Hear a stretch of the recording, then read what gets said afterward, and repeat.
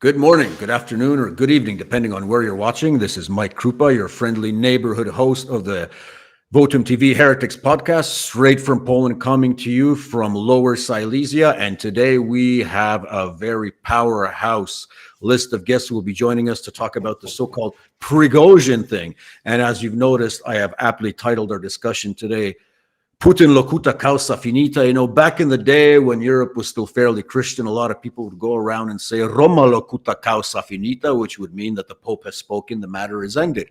Well, if we look at what happened on Saturday, one can say that at the end of the day, it was the words of Putin who ended a lot of this, to the surprise and to the shock of many. But before we do a deep dive on this, guys, make sure to give us a sub. Make sure to smash that like button. If you think our work is worthwhile, please give us some support on Revolut. The link is in the description box.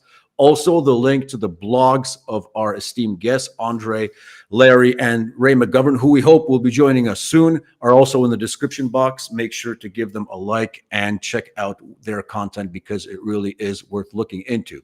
So, gentlemen, I'm going to start off today with the final paragraph of an analysis I read yesterday on a Substack by Big Surge. I don't know who Big Surge is, but sometimes he does put out some fairly good and deep thoughts about maybe too much tactical minutia. But yesterday he actually wrote a piece, or a few days ago, about the Prigozhin thing, so to say. And I just want to start off on our conversation by quoting his last paragraph. So, in the end, both the neoliberal commentariat and the Russian plan trusters are left with an unsatisfactory view of events. Prigozhin is neither the harbinger of regime change nor a piece in Putin's four-dimensional chess game. He's simply a mercurial and wildly irresponsible man who saw that his private military corporation was going to be taken away from him and decided to go to extreme and criminal lengths to prevent this. He was a card player with nothing in his hand who decided to bluff his way out of a corner until his bluff was called. So let's begin. Andre, was his bluff indeed called, i.e. Prigozhin's bluff on Oh, Saturday? yeah, absolutely. Absolutely. We spoke with Larry yesterday, and not only on the podcast, but in private, that the whole story begins to line up extremely nicely. And we are dealing here with indeed the guy who went completely bananas. So, and his bluff was called. And I believe his bluff, as we concluded with Larry yesterday in our private conversation, that his bluff was expected actually. So, and it was used, and we know the result. We have with us Ray McGovern. Ray, I don't know if you can hear us. Maybe you can try re-entering the studio once again. We see you, but we can't hear you, and we can't see you. Maybe try using Google Chrome or try entering the studio once again, but we will be waiting here for you. Larry, I know you've been propounding a sort of alternative version of what happened on Saturday. And I'm looking through all the people that I trust and read on these accounts. For example, Scott Ritter, Colonel McGregor, you guys. I think you've expanded on a very interesting theory, which would play well with what otherwise being the propaganda tube of the CIA, the New York Times reported that the Western intelligence agencies were expecting this. So, in your estimation, if this indeed was something to mislead the West, there has to be a sort of strategic goal that was aligned with this. Where do you think this is heading in terms of the next month or so?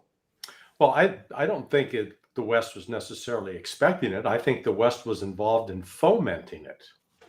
So, and what I mean by that is that, and Andre may want to go into this at some length later, but the setting up of the Wagner Group was an element of Russian intelligence from the standpoint of the GRU, and yet Prigozhin became sort of the front man for it, and it was a financial enterprise. He was another government contractor. I've drawn the parallel within the United States. We got Lockheed Martin, Raytheon, General Dynamics. Prigozhin was just a little more colorful than those guys, but the same kind of corruption we see here in the United States. And he got angry at some point with the Ministry of Defense. And I don't know how the process came about, but he wound up in North Africa. And he wound up in conversation with members of Ukrainian intelligence, military intelligence, and I believe British MI6. And they basically pitched him because the West is dead set in this view that Putin's weak, Russia's weak, teetering on the brink of chaos, and that all the West has to do is just find that right person that will do what they want to do. And Prigozhin was willing to play along. I reject the concept that they were buying Prigozhin. The West doesn't have enough money to buy Prigozhin. Okay, yeah, this was his own personal animus and anger at the Ministry of Defense. So if that had gone forward with just him without the Russians being aware of it, then yeah, it could have been really damaging. But Russian counterintelligence picked up on it. And so from an intelligence standpoint, when you've got something like this unfolding, you got a choice to make. Do we blow it up right now, or do we play it out, find out who else is involved, and maybe use it for our own end? I think that's what happened. That is why, because what puzzled me is in February and March and April, when Prigozhin was just saying the most insubordinate, outrageous things directed at the Ministry of Defense, why he wasn't, pulled in and reined in. Then we got the Jack Texera leaks, the airman that was linked on Discord. And then within that was intelligence indicating that, in fact, this meeting with Prigozhin had taken place in Africa, and that Prigozhin was providing the West with information about Russian troop locations.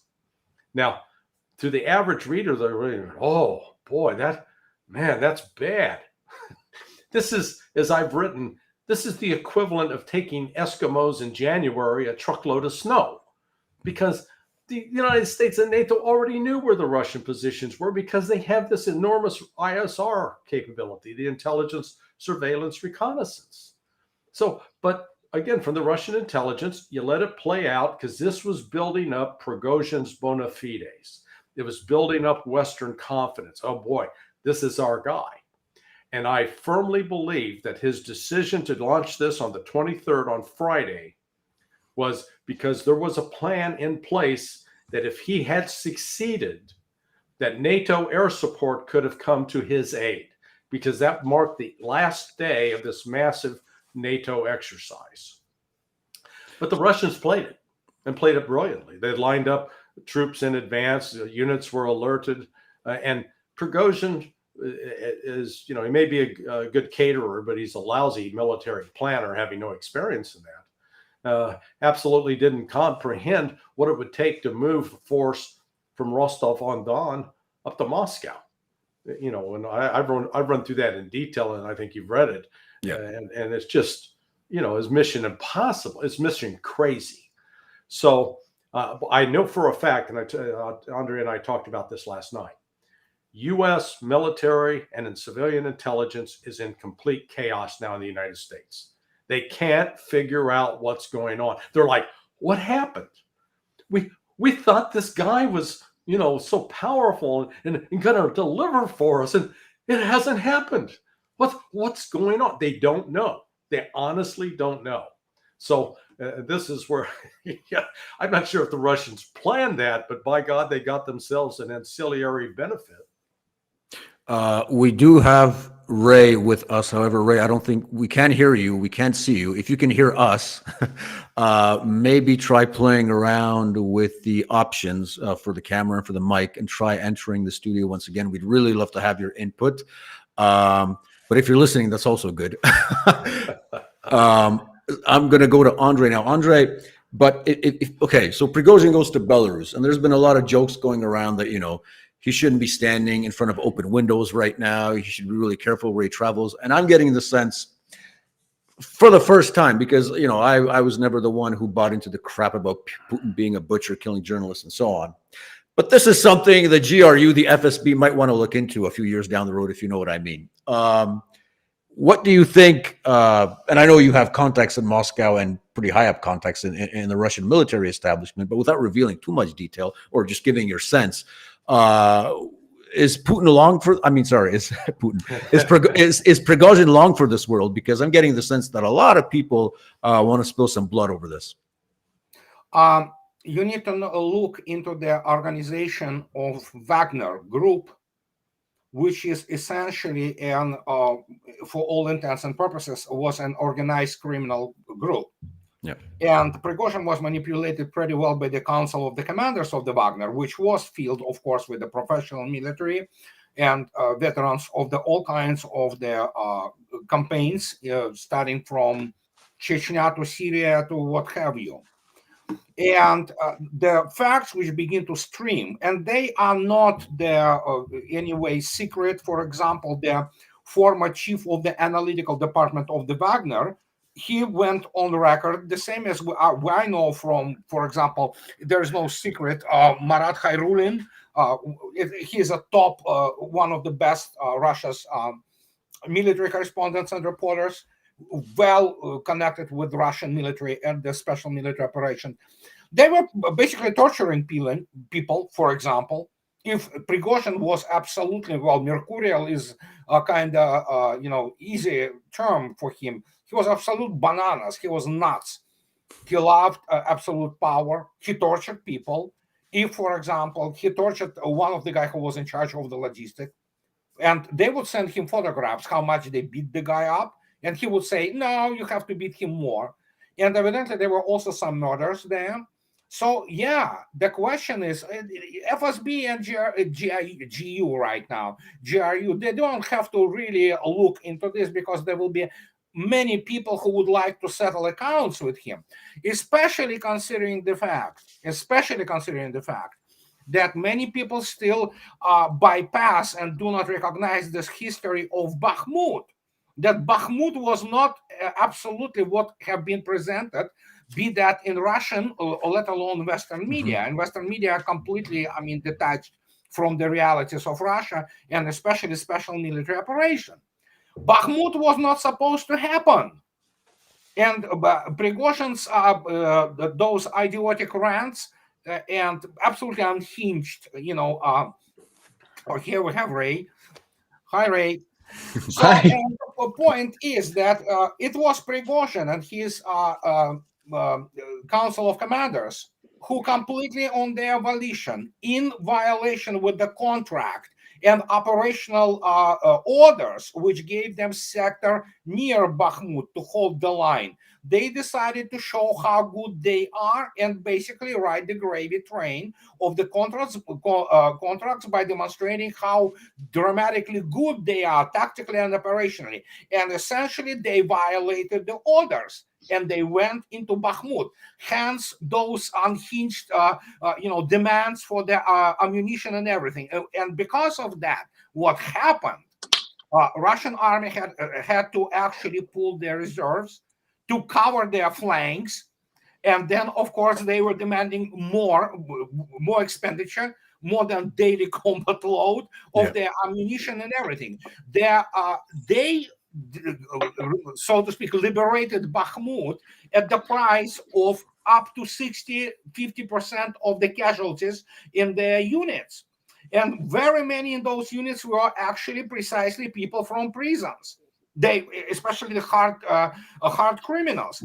And when the Ministry of Defense forbade him to hire and to recruit criminals from prisons, this is when he went completely bananas. And then, of course, he understood, as Lieutenant General Kartapolov today is on record, the chair of the Security and Defense Committee of State Duma. He stated that today, officially on record, the guy went complete bananas when he understood that Ministry of Defense will not extend his contracts. And that's when the whole thing went kaboom. Ray, once again, welcome. Glad to see you here. So I want to allude to what Vladimir Putin said on Saturday morning, because he compared the situation to 1917, and he made it clear that no more 1917s in Russia. You, out of all of us, have, I think, the longest historical view, and you've seen a lot of this thing from the inside. When I heard, that's a compliment, by the way. Ray was there in 1917. Larry said that. I was undercover, actually. I was undercover. Yeah. He came with Lenin with that train to Russia. Yeah, exactly. But in your view, Ray, Was this an apt description, that comparison to 1917? Some are saying that it could have been compared to 1993 and the betrayal, what happened then with the storming of the parliament. What's your view on that historical comparison that Putin made on Saturday morning? Well, I think it was very clever and very much a hyperbole. I think the Russians quite aware of what Prigozhin was able to do. But, most Russians have taken history, and there are even some Russians around there, as old as I am, who were not around in 1917, but know that history and know that 10 million, count them, million people were killed in that civil war between 17 and 21. That was big, That was the major thing that the new authorities in Petersburg or Moscow had to contend with. So it was a really effective analogy. Do we want this kind of bloodletting? Of course we don't. Well, there's not much likelihood, in my view, that Putin believed that was in the cards. But he wanted to be strong. He wanted to warn people what could be at stake. I mean, you can't rule it out. So I think it was a well-chosen metaphor, but I don't think he faced that kind of challenge from Trotsky or anybody else. It was Prigozhin, for God's sake. And he shows what an inept person he was. I agree with what's been said, and I thank my colleagues here for doing the real hard work and figuring out what went down. Andrei's just explication of what he's learned. I think the basic thing is pretty simple. Prigozhin learned that his contract was not going to be renewed. He's losing all his truth. He's losing everything. The MOD is not going to, Ministry of Defense is not going to replenish his supplies. Actually, they cut off his contracts with the MOD. So, I mean, here's a desperate guy. What do I do? Well, maybe I'll do this. Now, I don't know. I don't have really good contacts. Most of the people I know in the operations part of the CIA, well, my Irish grandmother used to complain about her friends. Oh, they're all dead now. Like, it's their damn fault. They're all dead now. Well, they are all dead now. I don't know the kinds of folks. I don't have the contacts that Larry has or that Andrei has.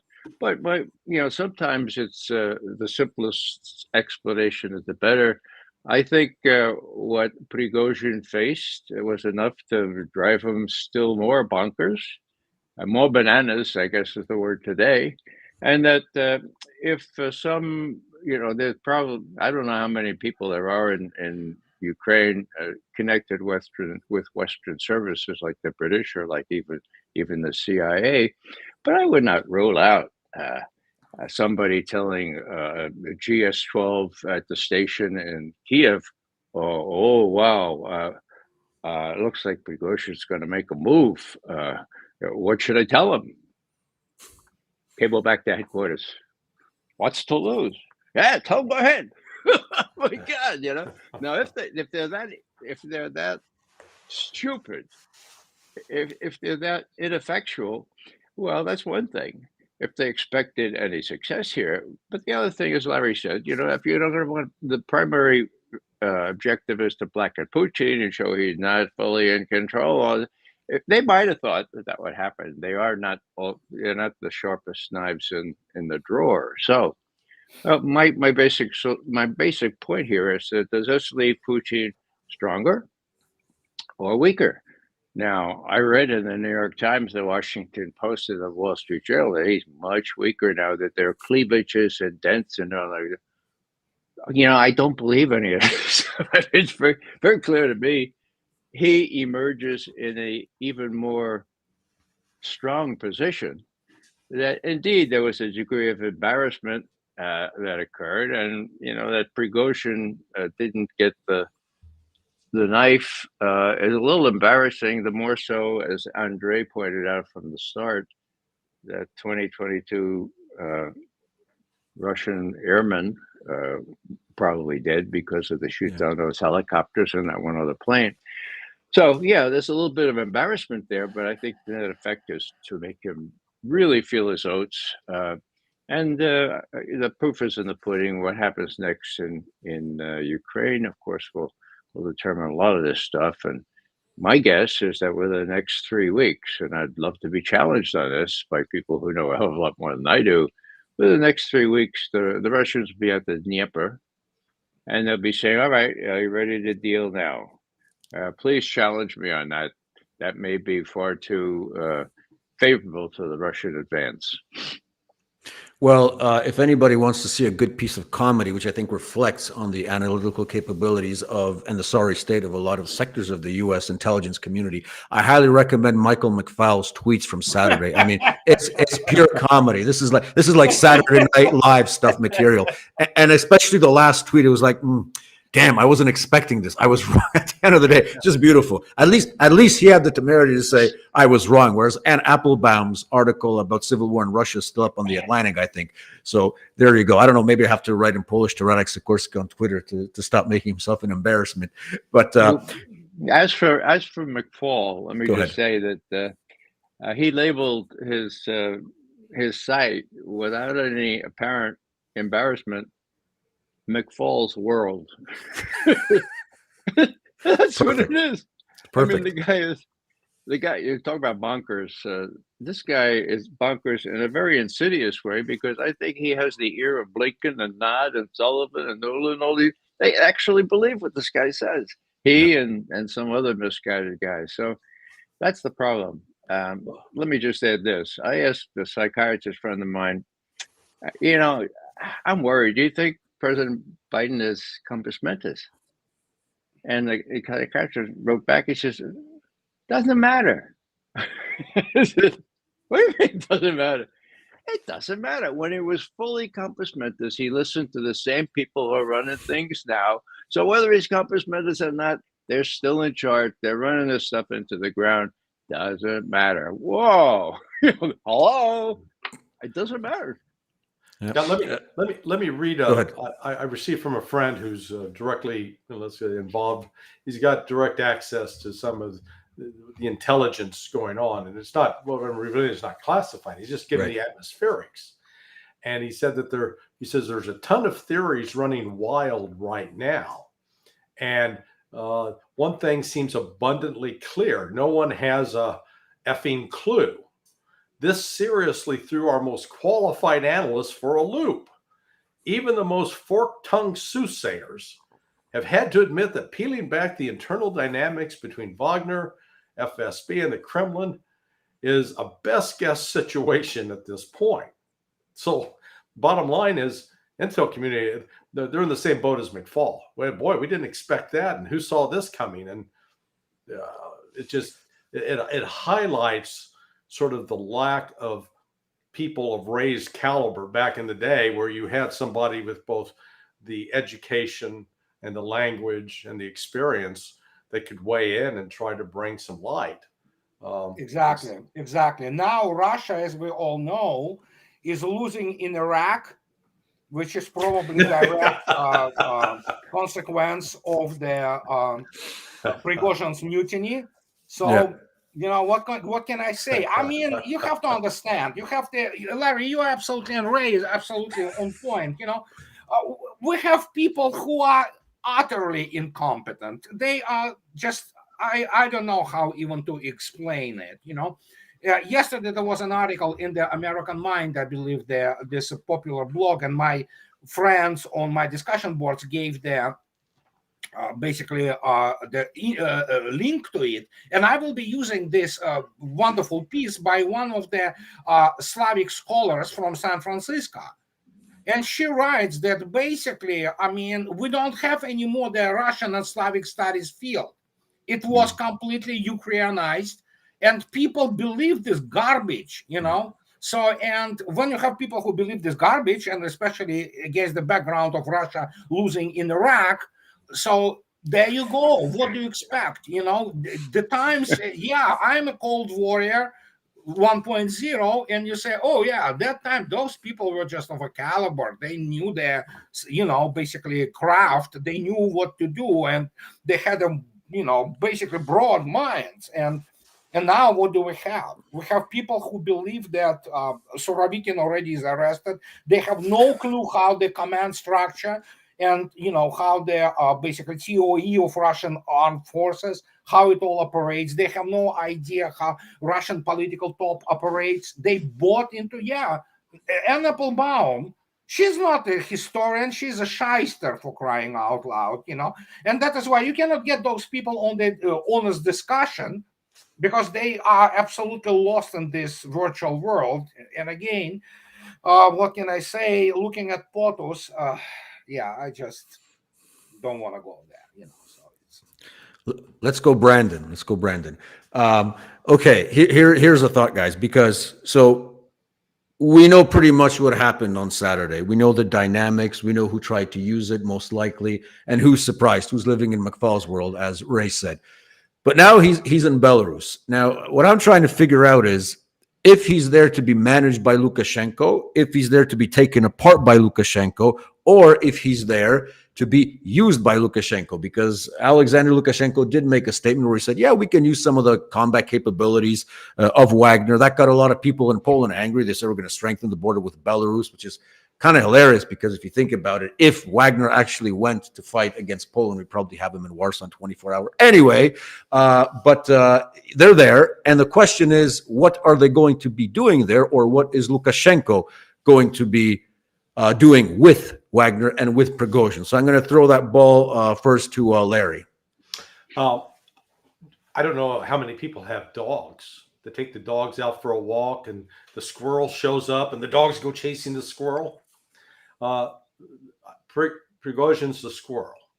He is now being used, I think, simply as an object of distraction and attention, or he's like the shiny object that the magician holds up to get the audience focused on. Because people in the West still believe, mistakenly, that he is actually this powerful military figure and he actually still carries some clout, and that the reason he's still alive means he must have naked pictures of Putin and Trump, so it keeps everybody distracted and focused on what's going on in Belarus, which that may be, hey, let's prepare for the possible operation from there. So I think that's what's going on with him.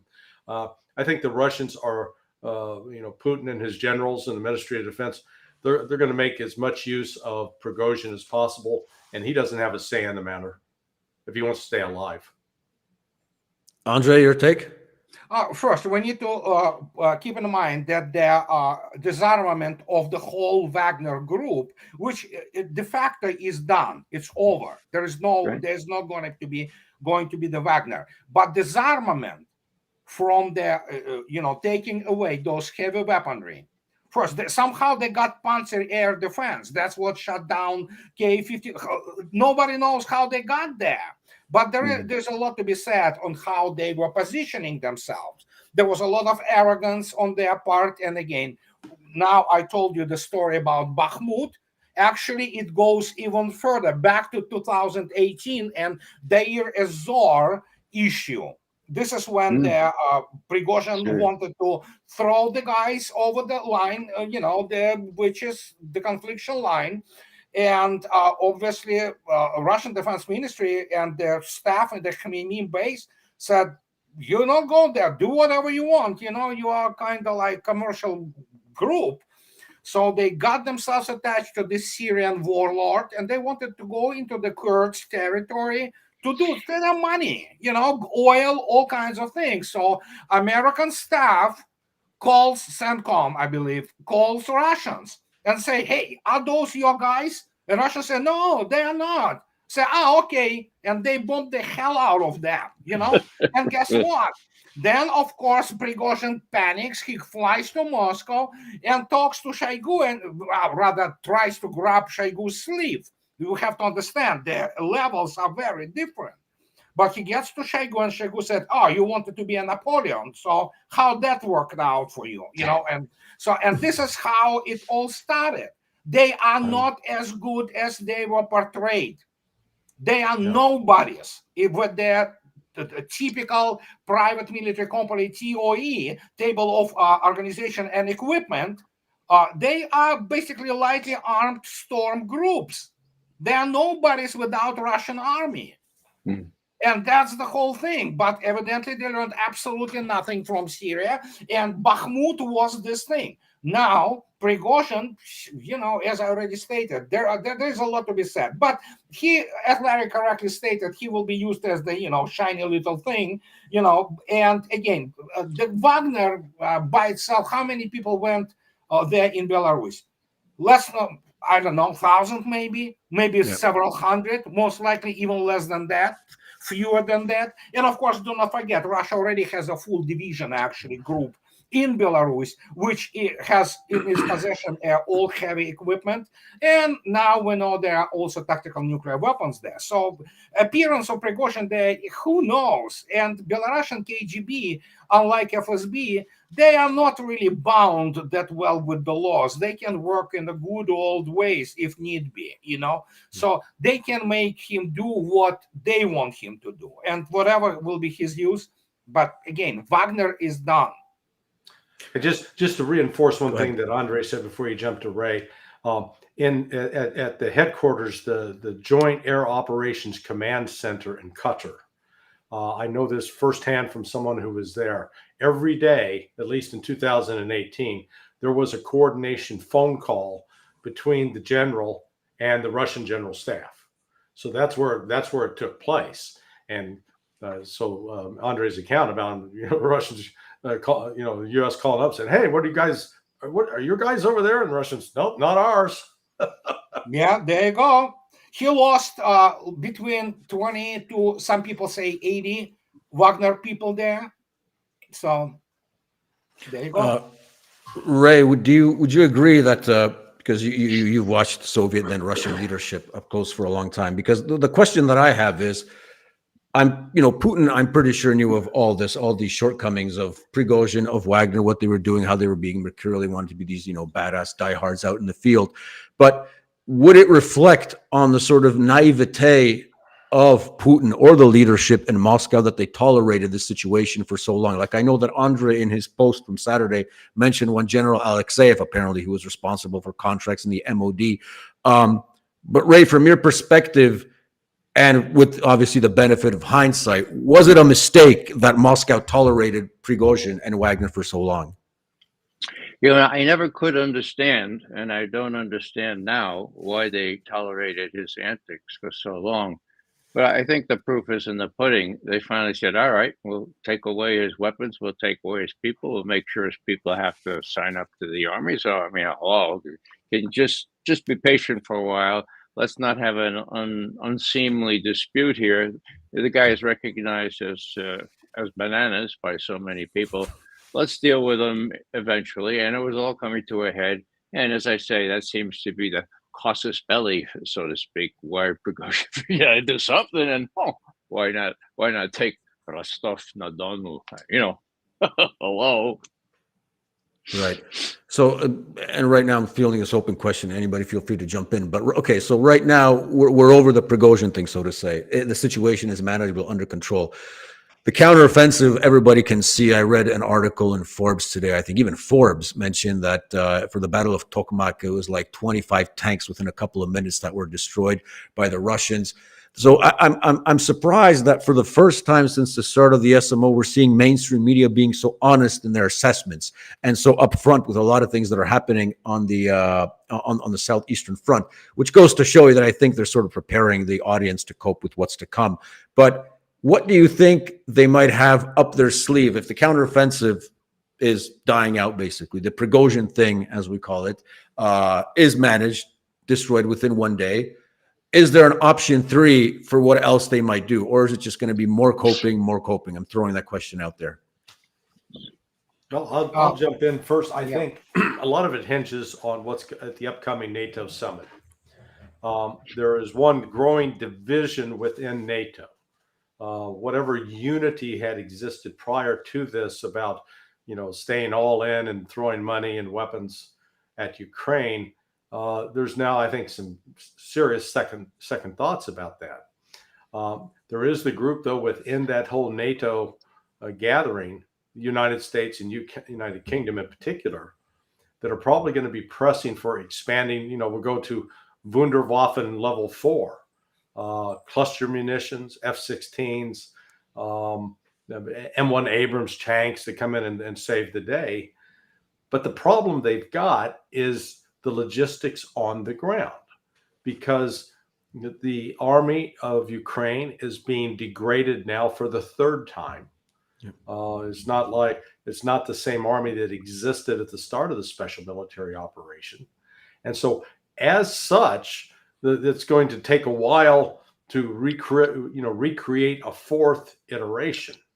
And, I wrote, sort of tongue in cheek about this, drawing the parallel with the Michael Keaton movie Multiplicity, where he kept having his body cloned so he could do more, but each succeeding generation of clone was more dysfunctional, less competent, until by the fourth generation it was retarded. And I think that's exactly what's happening to the Ukrainian army. And so when they have less mental capability and more sophisticated weapons, that's a recipe for disaster right there. Jump in, guys. Go ahead. If I may, yep. First, let me put it this way. There are people in Pentagon, we know this for sure, who sit in those OPDs, operational departments, and they are not idiots. They obviously went through some, decent training in the, U.S. Army War College. Some of those people went through their Command and General Staff College in Leavenworth, Kansas. So not all of them are, bananas, and not all of them sore losers. They sit and calculate. They know how they can calculate their required force to accomplish. Even from the open source, you already know approximately that basically, no matter what you throw in there, the machine is operating such on the Russian side that it doesn't matter. You cannot produce. Russia produces their number of smart munitions now more than whole NATO combined can possibly produce. And Russia produces more in 1 month than they will produce in a year. And it's just one of their kind of things. So do they want another embarrassment after all those NASAMS and Patriots being wiped out? Do they want F-16s and Abrams? Russian attitude is very simple. Bring it on. And they know what's going to happen. They will be shut down. They will be destroyed on their airfields. So where do you fly them from? You fly them from Poland and Romania. But already Patrushev, already Putin, already a number of other high-level people already stated, well, then, you know what? Their option is kind of self-evident. We're going to strike at where they're flying from, So, and they know they cannot fly them into the airspace. They will be shut down immediately. There's simply nothing like R-37 in NATO arsenal, and not going to be for a long time. Then when you look at this, I'm not talking about Russian air defense. That's the whole other story.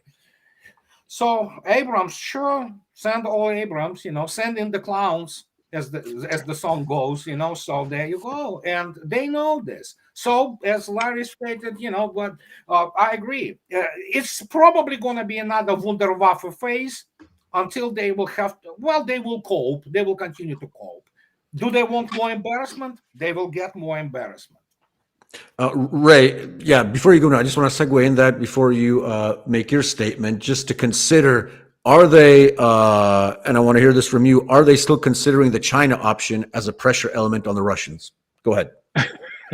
Yeah, I mean, thanks for asking that. If they are, it's even more forlorn hope than ever. In other words, the Chinese just made clear to Blinken, look, guys, we and the Russians are joined at the hip. Don't mess around. Don't mess around getting involved directly with the Russians, because we have a virtual alliance. So if there was any residual thought that they could drive a wedge between Russia and China, they should wake up and smell the coffee, so to speak. It's exactly 2 years, almost exactly, June 16, 2021, when Putin met with Biden in Geneva, the only face-to-face meeting. And Biden bragged about telling him, oh, we know you got this big problem, several thousand miles of border with a hostile China. we know that China, and you know that China's trying to be the not only big military but also economic power in there. And we know that Biden's word, China is squeezing you. So, just the opposite. And the next year and a half was spent by Putin and Xi trying to put daylight into people like Sullivan and Blinken. No, that you got 180 degrees wrong. So that's the alliance has never been stronger, and the Chinese are not acting very gently now. When U.S. warships come very close to Taiwan, they're warning about this, and so they're sending their own aircraft. What I wanted to say with respect to what Larry and Andre have said, some people have seen those photos. Larry had them on his blog.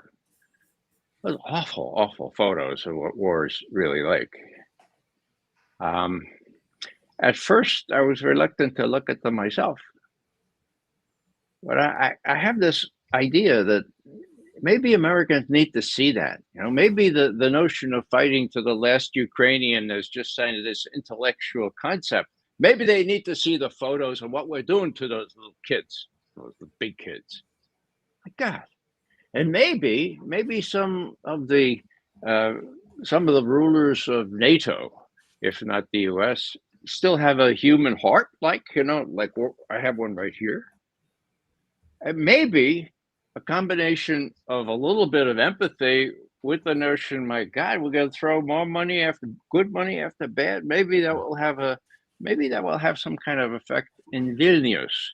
Do I think that it will? I think Larry's probably right. There's going to be one more round of sending all these things. But let me just comment on how feckless our military leadership is. Now, I served for 2 years back in the 60s. I was an infantry intelligence officer.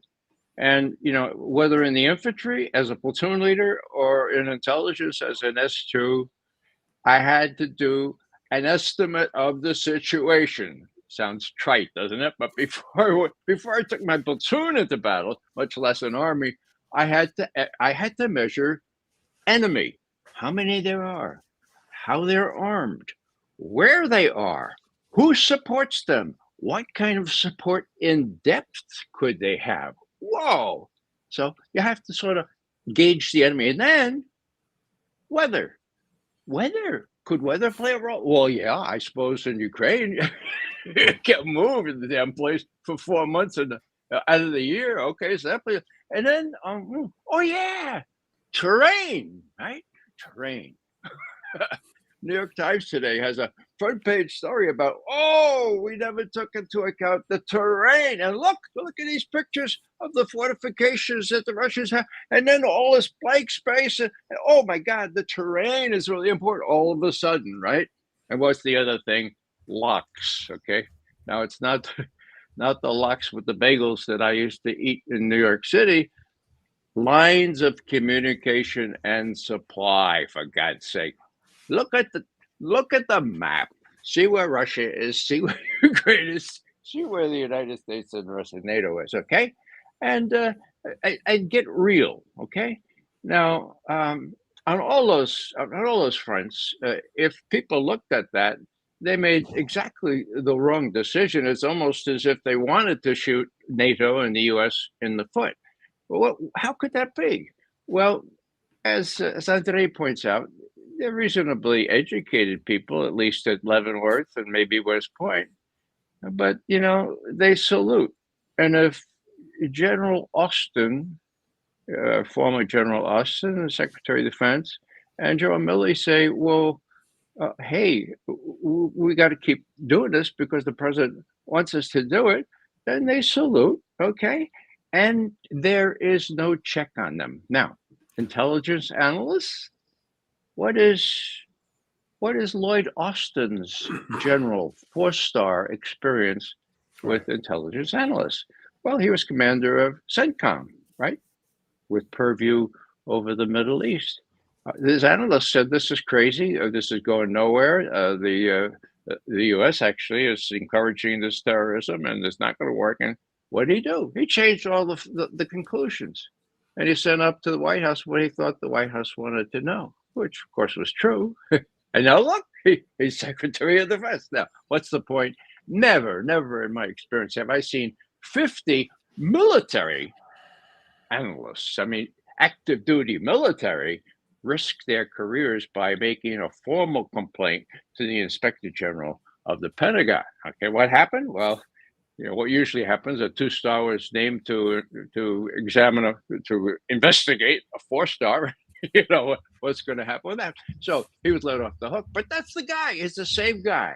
The worst thing, and maybe this is something people don't know, is that the CIA used to have a military division, professionals who knew something about what I've just been discussing, okay? They could put a brake on what the Pentagon was saying. In my day on Vietnam, we tried to tell the president, look, don't believe Westmoreland, for God's sake. He says there could be only 299,000 enemy armed in the South. That's wrong. It's twice that, Mr. President. Now, did we get to first base? No, but that was politicization at the very top of the CIA and the government. My point is simply this, that there's no remaining, even residual break on what Milley and what Austin want to tell the president, or what Sullivan tells them to tell the president. So it's really corrupted to the point where it's almost better. I won't say almost better. It's better not to have a CIA. If they can't really make some sort of contribution to attenuate this foolishness, they should be disbanded, and there should be a separate analytical institution set up as independent as one can be. And then if they want the operations, they want to blow a pipeline, well, put that under the Pentagon, for God's sake, where it belongs, and make it real secret. But don't let it color the analysis. Don't let it blow up pipelines that the analysts, if they had their salt, would have said, what? Well, you know what's going to happen the next day? You know what's going to happen in Germany? Maybe not right away, but in 2 years or 3. So the thing is a shambles. It's very sad for me to say this, because for a long time, I resisted the notion that the CIA should be abolished, because I didn't want the baby to be flushed out with the bathwater. There was a baby. There was one baby in 2007, which prevented Bush and Cheney from making war on Iran. That's provable, and Bush complained about it in his memoir. This estimate that Iran was not working on a nuclear weapon gave me no option for military strike, because how could I attack a country that the intelligence community says has no active nuclear weapons program? Bummer! Those are words from his book. So there used to be a function for courageous analysts who would tell the truth and have a superior. In this case, what was his name again? Tom Finger. He came from State Department intelligence, but he had guts, and so he prevented a war. So that's, for those, that was 2007. What is it now? You do the math. Now there's no baby anymore. Flush it all down the drain. Well, even for George W. Bush, we talked about funny moments. I remember one of his funnier moments where at a press conference he asked, "What's the French word for entrepreneur?" That was just that was fantastic. We have an Queen. God save the Queen and the war in Iraq. I'm going to put up a question from one of our viewers for you gents to look at. Bluter is asking, will Russia make an advance after this or continue the slow grind? Anybody want to jump in on that question? Go ahead. Yeah, no, I think they're going. I think they're going to step up their advance. The slow grind is coming to an end. Part of it, as Wayne noted, it has to do with weather. Time's running out. They're going to be. We're in the middle, close to the middle of July now. You get August, September, and then all of a sudden you're into the October rains, and the terrain becomes very difficult to drive through. So that's why I say I don't see Ukraine having any ability to resupply or bring in new troops that are properly trained and can operate, particularly at the command level. That's where I think Russia has stepped up its attacks on decision-making centers as part to attrit the number of decision makers that are competent, that could work, that have some knowledge about how to maneuver battalions and brigades. So I think we're on the verge of entering a new phase of the war, because I don't see Russia wanting to keep dragging this out for as long as possible. That's what the West wants, and I don't see Russia pandering to Western desires. I think Vilnius summit kind of separation line here. After that, general staff will be making decisions on what to do. But yeah, there are all indications that they will be stepping up of the operations. And we have to remember that this is what is not being reported. And this is another thing. Russia sitting in the strategic defense doesn't mean that you do not do offensive operations. Remember almost 8 months ago when Russians, left Kupiansk and all, well, guess where Russians are? Few kilometers from Kupiansk, back again. So there is a lot of offensive action going on, but of course there is no yet this big arrow offensives, because the game is obviously predicated, so to speak, on what Mr. Putin, Mr. Shoigu, Mr. Lavrov have on their tables during the morning briefing, intelligence briefing.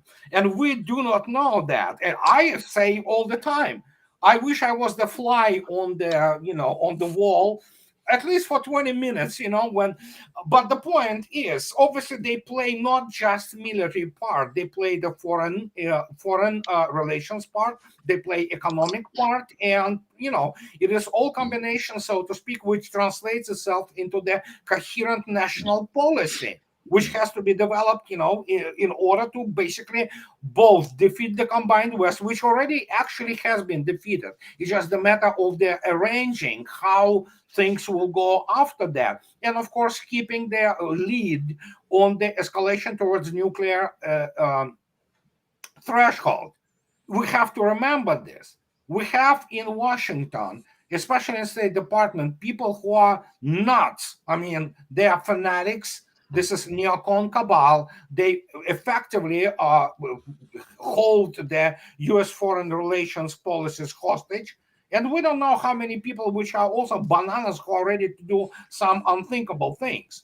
And I'm pretty sure that Mr. Putin every morning, and including the members of the Security Council, they know what is going on, not just on the front, but also around the world, and especially where it really matters, Washington.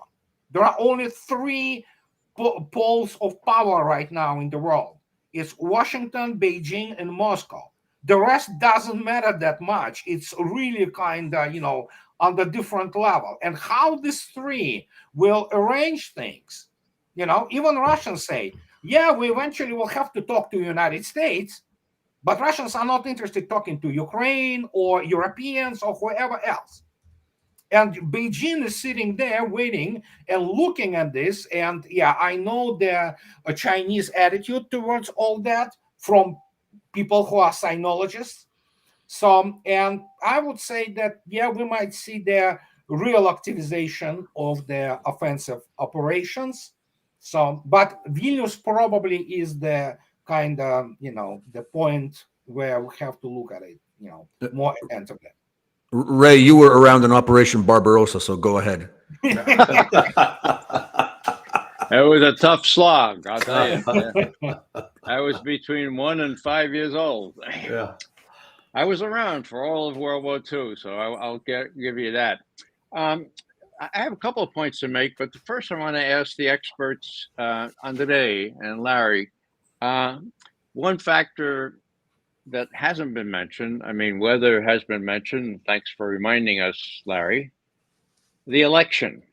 Now, Putin has shown himself extremely sensitive to the fact that American foreign policy is really just a creature of politics in the United States. He said that explicitly. and that accounts for various duplicity and various backdowning on things like ceasefires in Syria and other stuff like that. So here's Biden saying God save the Queen and talking about Iraq instead of Ukraine, and yet he's running for president. My God! Yeah. And now I can't figure out, or this is really hard. Maybe nobody can really have a definitive view on this, but how does this enter those calculations that the races are every morning at the National Security Council in Moscow? Okay, I mean, do they say, look, we're doing this slog, this tough attrition warfare. We have all the artillery we need. We just need to keep up we're doing. And yeah, it's going to take till next year to do, but next year the campaign will be in full swing, and maybe the Americans will vote for some person like Bobby Kennedy or something like that. Just complete. Is that going to be the way to come at it, or are they going to come out and say, look, we're not going to be able to move in just 2 or 3 months. Let's get this. Let's get this damn thing done now. What do you think, Andre and Larry? Larry, go right ahead. Okay. The first dynamic that I think is going to be at play, Biden's coming under increasing pressure over the emerging evidence about bribery and corruption. The mainstream media that used to ignore this are now covering it. So, CBS 60 Minutes, for example, that coupled with the whistleblowers that are coming forth, I think he's going to be more politically besieged. And as that pressure increases, his mental faculties are going to continue to accelerate and diminish. The Democrats are going to be desperately looking for some sort of exit pattern. The problem is in the United States is that on the Republican side, they're as crazy as the Democrats in terms of wanting to expand this conflict. With Lindsey Graham and Dick Blumenthal, the Democrat, Blumenthal's a Democrat, and a Vietnam veteran, Yeah, Vietnam. Yeah, he was there. Da Nang Dick, they called him, for claiming he was in a war that he never was in.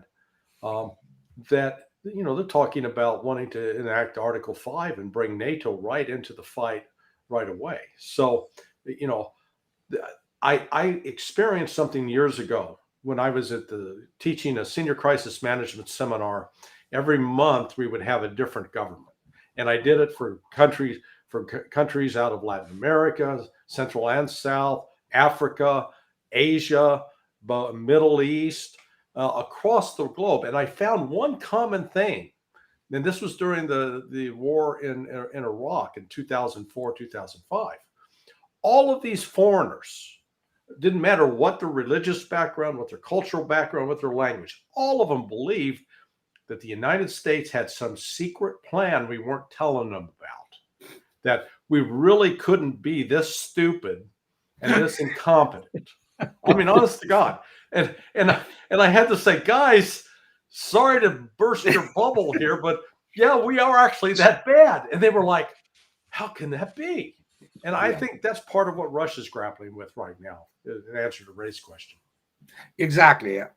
One of I always say when people in Russia, ask me why your books haven't been published in Russia. They should be, they're published in Polish, they're published in South Korean, in German and all that.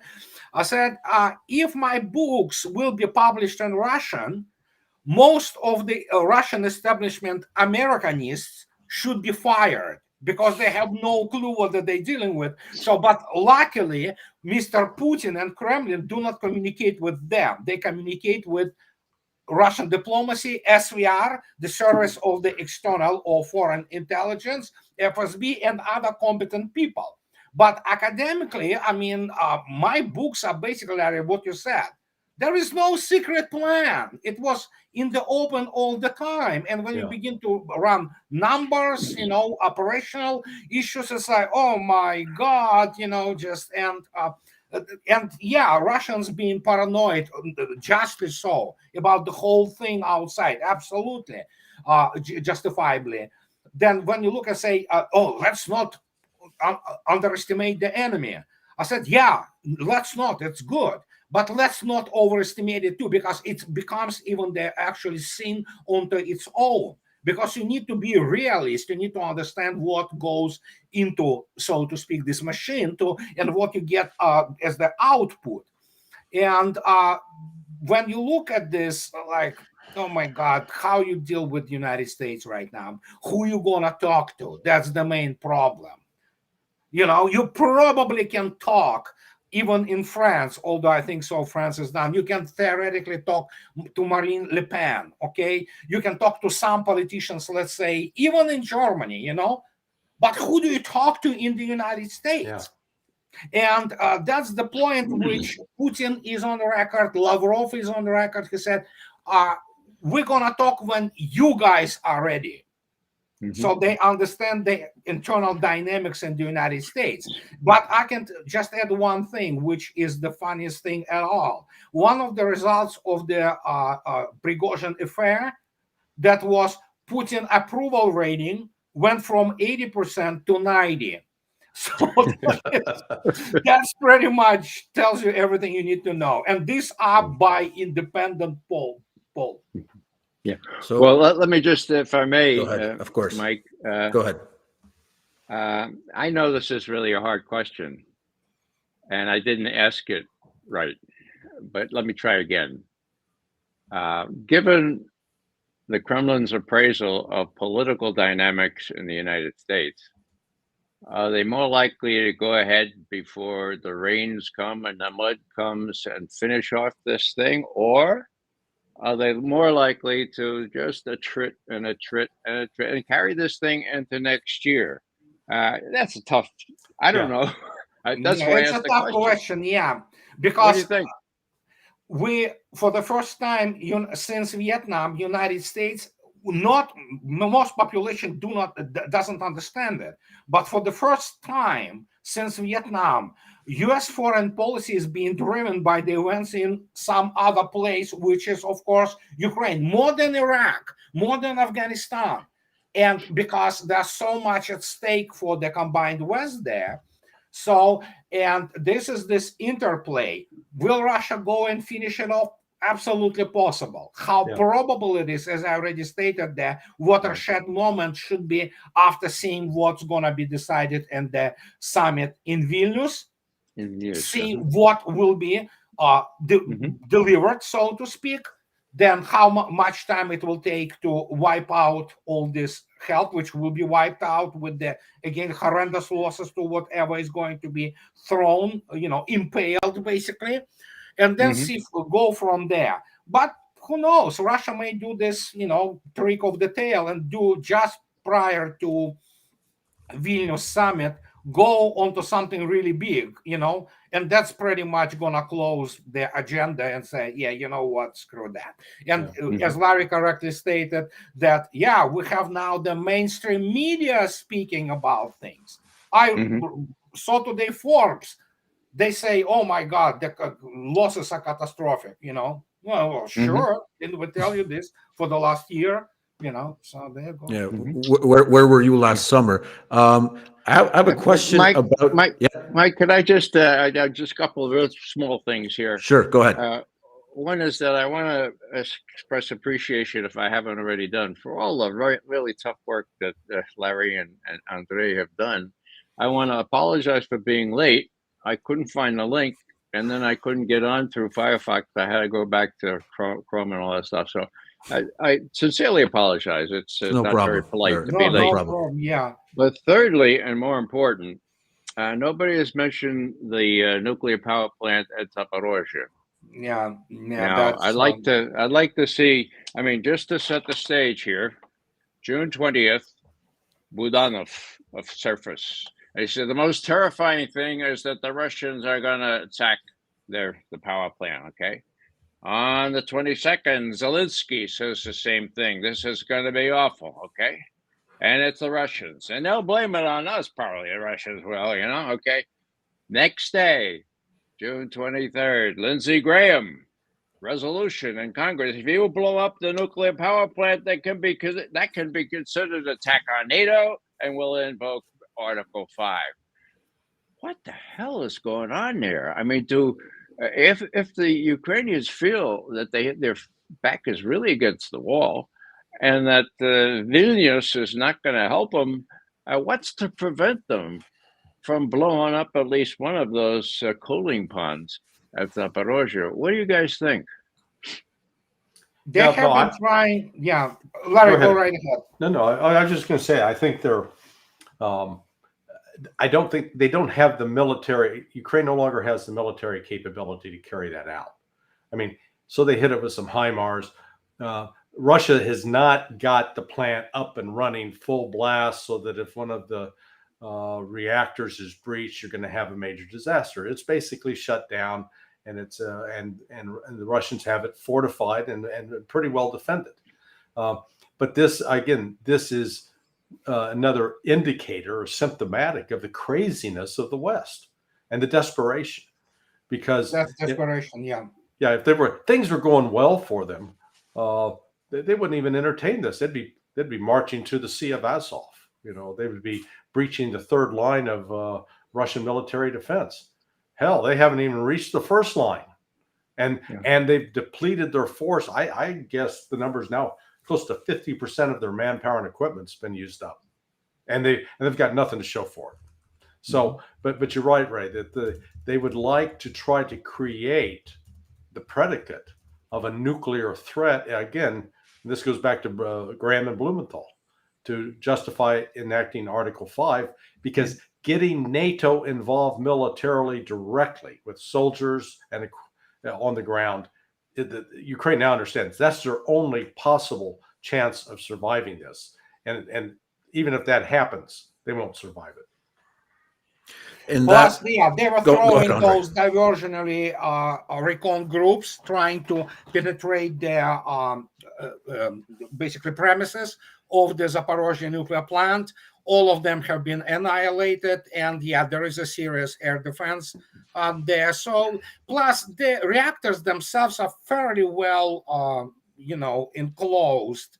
So it's not an easy thing. You need a lot of power and firepower to really breach that. So will they go for that? Certainly possible, but again, there is a counter. There is a defense there too. Well, if they hit just one of the cooling ponds, I'm told by people who know about such things that could be a real disaster and change. That would be, absolutely. But I think so. They still have a long way to go to really do anything which will be so dangerous that somebody can start screaming. Plus, again, whatever the Congress decides at this stage, it's only a recommendational thing. They cannot actually enforce it. It is still the prerogative of the executive power. Right. So Lindsey Graham is just being the jerk that he is. So he's doing the Lindsey Graham thing. People of South Carolina really have to take a really, serious look in the mirror how this a-hole, pardon my French, has been elected consistently. The guy is absolutely deranged, and so what can I say? And since we're talking nuclear, gentlemen, I want to ask, because a lot of people have been reflecting their sort of concern with, and I know I'm going to raise Andrei's blood pressure now by mentioning Sergei Karaganov and his famous article on potential nuclear first strikes, but this is personal for Ray and me, because he's Irish, and Karaganov mentioned hitting Boston possibly, and me because he mentioned Poznan, where my in-laws live nearby. Now, a lot of people in the States would say, hey, your in-laws live near Poznan, you should support nuking Poznan in that regard. But I love my in-laws. So my question is, and to all of you, Karaganov, how seriously should we take his words? Did they have the blessing of the Kremlin, or was it just his fantasy in the famous article from a few weeks back that Russia might consider a potential preemptive nuclear strike to scare the West off from even thinking about nuking Russia? Go ahead. The guy is a complete shyster and idiot. And he doesn't reflect any position of Kremlin, because his article came out week before and then was issued by the major news outlets such as RIA, the same day when Mr. Lavrov was on record speaking, and it is on the site of the Russian Foreign Ministry, that no, Russia is not going to use any nukes. Russian nuclear doctrine is specifically designed in such a way as to give a clear understanding of the criteria of the use of the nuclear weapons. And Karaganov has zero background in any military or let alone technological issues related to the use of the nuclear weapons. The guy is a shyster. And this is also one of those. This is Prigozhin redux. There are many media and so-called old, nomenclature children like Mr. Karaganov, who didn't work a day in the serious work in his life because he was from the very privileged family in Moscow. These are the people with soft degrees who never worked a day, and they pretend that they understand modern geopolitics and modern warfare. And they need to keep people with other media prostitutes, as they are correctly stated, could keep, reminding about themselves. Plus, the guy runs a department in the High School of Economics. It's the basically a cesspool of those liberals, pro-Western, fifth columnists. So what do you expect? But again, you have to understand, Russian media are not much better than American ones. That is why, for example, I refer to them when only I don't have to, they report straight news, straight statements or straight news. The rest of it, it's a bunch of nobodies who want to stay relevant. And the special military operation and what it ignited, it completely cut out the whole portion of the so-called expert class in Russia, who have no clue what they're talking about. They're simply not professionally adequate for that. And Karaganov is precisely the type of the narcissistic nobody. He has no clue about anything he writes about. So there you go. That's a great term. I'll steal that. Narcissistic nobody. What Andre said, I agree. Well, Andre, I wish you would speak your mind here and not hold back about it. Did he steal your girlfriend at some point? Or, No. Oh, he won't. Oh, no. Okay. No, I agree. I mean, what a wonderful blessing that Andre knows these guys, I mean, hold on, where else do you get this? Certainly not on Fox News or the so-called mainstream media. So, and thanks for getting up so early, Andre. This is, yeah. Well, no, it's fine. It's fine. For us, we've had breakfast already. It's. I think I'm going to be inviting everybody to a podcast, a cage match here. I'm going to get Andre and in one corner and Karaganov in one corner, and the rest of us are just going to be eating popcorn. And I want to see this. I want to see this. Andre versus the Andre versus the shyster. It's going to be a great battle. I love the title itself. Gentlemen, you've been very gracious for your time, so I'm going to be moving to our final question because I did see a headline yesterday whereby Benjamin Netanyahu is apparently considering visiting Kiev. Now, we know that Israel in the last couple of months has been having its own turmoil. The documents that were uncovered by one Jack Teixeira apparently point to even the Mossad turning against Bibi. Apparently, they've even had enough, which in many ways seems to put my sympathies a little bit on Bibi's side, because if you have the Mossad and George Soros going against you, it's like, he must be doing something right. But as I said, that's very subjective on my part. But apparently, he made a statement, I think it was yesterday or the other day, that there will be, I'm not quoting directly right here, but there will be a reevaluation of Israel's stance vis-a-vis Russia. Now, this is either going to be something big, or this is just for propaganda purposes to calm down Netanyahu's opposition. But I do want to get all three of your thoughts on a possible realignment of Israel vis-a-vis Russia, or are we going to see more of the same? And I'll start off with Ray, if I may. It's hard to decipher what the Israelis have in mind. What they're doing now is they've just authorized several tens of thousands of new settlements in Palestine. Talk about going bananas. There's no break on that. The U.S. will probably acquiesce. They need to get the other people to acquiesce in that. So my best guess, and it's only a guess, is they're putting out feelers. So what do you think there, Russia? Do you think you understand what it is to have insurgents in all these Palestinians. So this is what we're going to do, just to feel out what the Russian reaction would be, because Russian reactions are important still. But that's just a guess on my part. Andrei and Larry probably have a better idea. It's my guess is good as yours, and there is a how to put it. Israel has now this needle up its below the lower back, which is of course Khmeimim base and Tartus, and Russia's military presence basically changes the whole dynamics in the region. Mm-hmm. And Israel is not very happy about that. But I'm pretty sure there's a lot of PR about this, there. Mm-hmm. I think so. It's mostly PR because in many respects, especially against the background of United States abdicating either on own volition or, somehow from its own self-proclaimed hegemony, who's going to take care of Israel? Mm-hmm. Who they going to run to?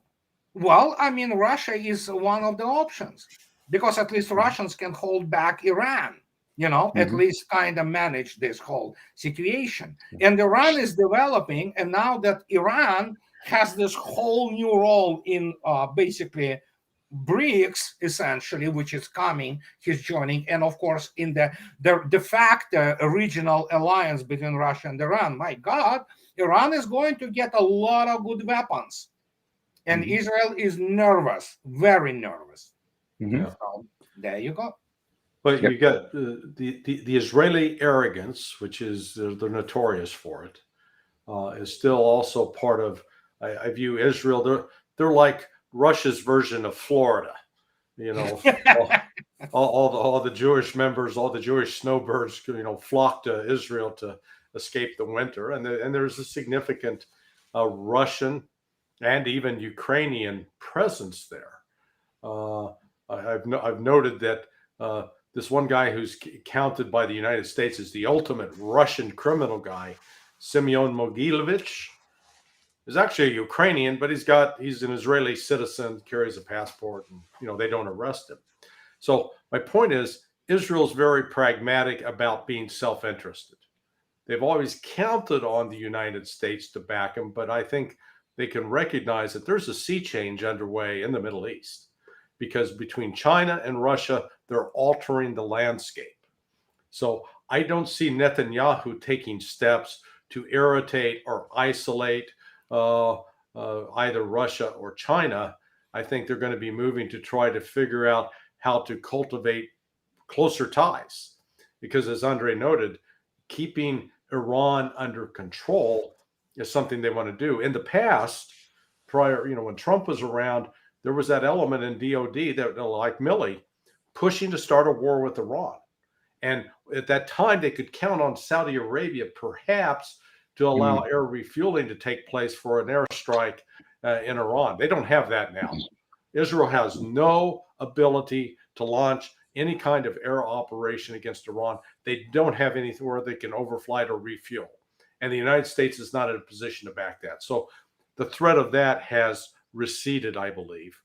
But they're going to be watching carefully what happens on the broader geopolitical space, because I'm getting some red flags going up with regards to the United States looking to provoke China. And we could suddenly find ourselves no longer worried about Ukraine and Russia, but the United States would be in a shooting war with China. So all of that, I think, is context that Israel's going to do whatever it needs to save itself, and they're not going to tie themselves to the United States if it's a millstone. Well, I think there's going to be a lot of AIPAC won't have anything to do anymore, or they will, but they'll be relegated to pipsqueak status, which is a good thing, obviously. Everyone supports that, I think. But yes, the changes are coming, and they are massive. And I hope to discuss them once again soon, because I think the dynamics are such that we might be having another panel like this within a few weeks' time. Gentlemen, thank you once again on behalf of Votum TV and our audience, who numbered almost 700 today, which we had a record, which is great, which just shows that information is power and we need more such discussions. I want to thank our guest, Ray McGovern, out there in Washington, Andre in the Seattle bushes, so to say, and Larry Johnson down from the great and beautiful state of Florida. And I'm Mike Krupa, based in Poland, sending you our best. Make sure to give us a subscribe, a like. Remember to support our work on Revolut. We are thinking about starting a new studio here on my village, which, by the way, as you guys were speaking, there's a great Antonov 2 that just flew over my house, dropping anti-mosquito repellent. I don't know if you heard it, but it was a big one. Came down pretty low, so we had to close down all our windows. AN2, what a great plane. Once again, in the description box, you'll find the blogs of Andre, Larry, and Ray, also his Twitter. Make sure to give them a like and a follow. And I thank everyone for joining us today. God bless you all. Have a great day, evening, and morning. Take care. Ray, before we go, bye-bye. Thank you, guys. Ray, you owe us and Larry appearance on our friend Politvera. Our audience is just begging for you to appear on the podcast. I will be translating. Please do. Yeah. Okay, I'll tell Vera that we three, it's gonna be a huge hit. Okay, Larry is already very popular in Russia. You have the documentary about you, Ray, on the first channel, which was running, if you don't know. So, yeah, okay, I'm telling my friend that we are going online very soon. More Please good news coming then. Please send me a link to that Oh, documentary. absolutely. Vera will be ecstatic. All right. Thank you guys once Thank you again. very much.